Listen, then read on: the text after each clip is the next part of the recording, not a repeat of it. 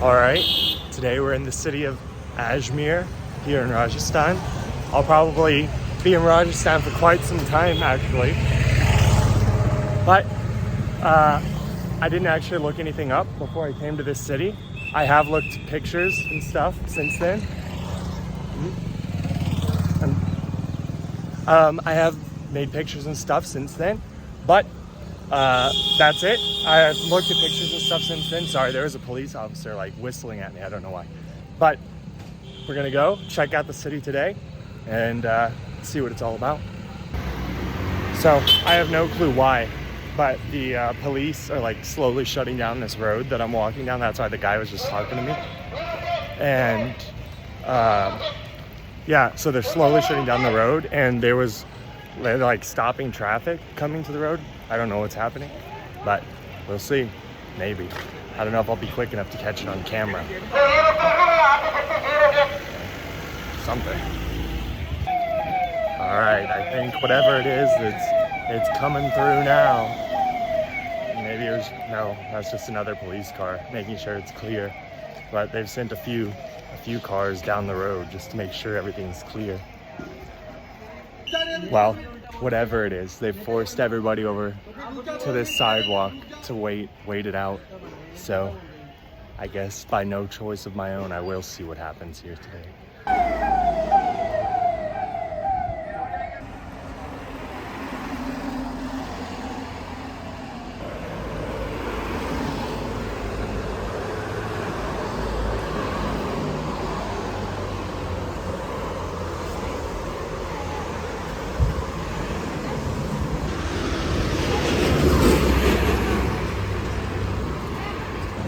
So there's just a long convoy of a lot of police cars, probably some VIPs. It's still going right now. Even the fire truck had policemen in it, not firemen, interestingly. I think it's passed. I think I can go now, maybe. All right, well, whatever that was, it's over. Back on the hunt for an ATM. So, I had no idea what was going on, and I asked one of the police officers, or a group of them actually. I asked a very large group because I didn't think any particular one would speak English, but one did. He understood what I was asking, and he told me the reason that they have all this going on. There's police cars everywhere going up and down the streets. There's like riot vans. There's all sorts of stuff. There's like some sort of military group that's also back there in the main like square. And the reason is apparently the Prime Minister of Bangladesh is here. I don't know why. I don't know what business he's got here in Ajmer, but he's here. So, hey, that's interesting. Yeah, just let you guys know the Prime Minister of Bangladesh is somewhere around here. So look forward to that interview. If I got it, it'll be in the title. I don't think I will, though. I think he's very much not interested in anybody in this town, really. We are at the Ajmer Fort here in the city. It's right in the middle of the city. It's still in the mix. Not one of the ones on the outskirts, but it is also now the museum for the city of Ajmer. So I'm gonna head inside and check it out. I don't think I'll be allowed to video inside. That's been pretty normal for the museums here, but we'll see. I'm here with my friends. Introduce yourself.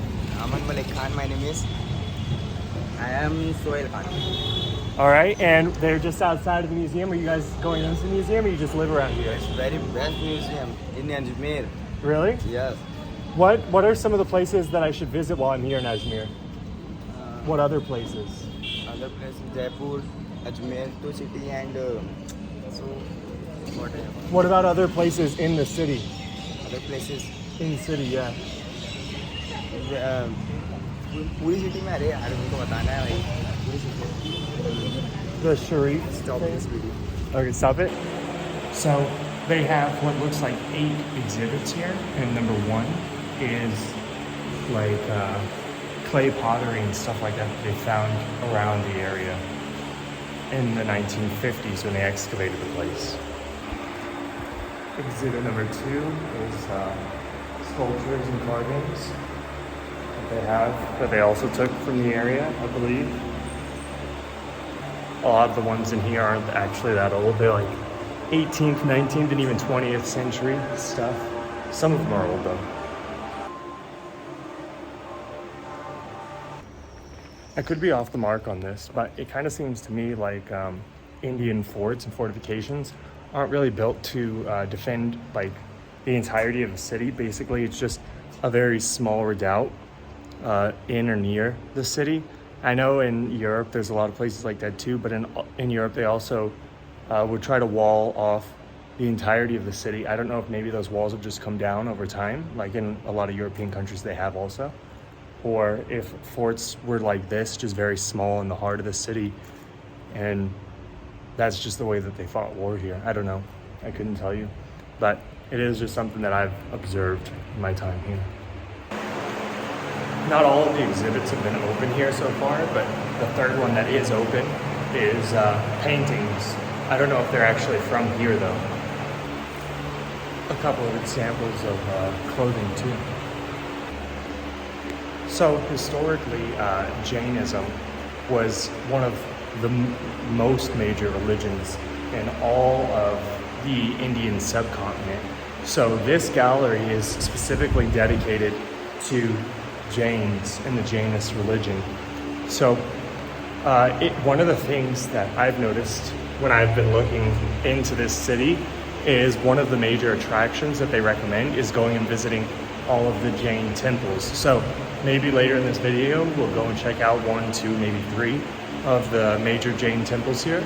But they have many, very, very many, because many parts of India were Jainist for a very, very, very long time.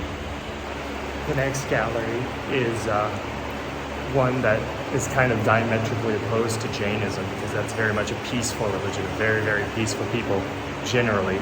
But it's the weapons gallery for the people who would have defended this fort, basically. I don't know if most of these are actually from here, or if they were brought here as examples of what things were like, but it's very cool to actually get to see this stuff. It's similar in a lot of ways, but very different at the same time, with European weaponry of similar time periods. Depending on the time period, obviously, they become more separate as time goes forward. This area actually does a really good job of showing the evolution of firearms within India, starting here with matchlock weapons, going over here to flintlock, then percussion, like the cap muskets, the ones with little caps, I don't remember what they're called, to finally bolt action, you know, the gradual progression that all of the world had when it comes to firearm production. I think it's cap lock. I think it's matchlock, flintlock, cap lock, I think is what they'd be called. The next gallery is inscriptions on stone, but also on metals over there, that one. So just ancient writings. Obviously I can't read it. So I would be interested, maybe somebody who's watching this could actually tell the answer, what script this is. I can tell it's not the same script that the Hindus use now. Is this Sanskrit, or what would it actually be written in, this language? That's kind of cool. They have like a mannequin display of one of the, here, of this guy. You can actually read it. You can pause it and read it. I know that's backwards for you guys, so it's gonna be very hard to read it, but good luck. So behind me, these mannequins actually depict an English guy meeting a Mughal emperor for the first time to get British trade concessions. So this is part of a long line leading to full British ownership of the Indian subcontinent. This one is actually dedicated to a battle that happened here. So obviously, if this was at the fort, it looks like the city would have been much further away from the fort than I thought it is, based on how it is now. All right, this is gonna be my end of Ajmer video.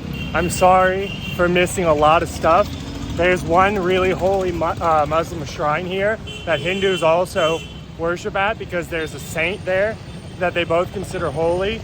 I can't go to that, or I haven't been able to go to that the last 2 days because VIPs were going there, so it was shut down for everybody normal. And then there's also like a boat thing. They have a big lake in the middle of the city, but I couldn't go to that either because it was also shut down for the VIPs. So there's a lot more to do here than what I showed, unfortunately. So come out, check it out.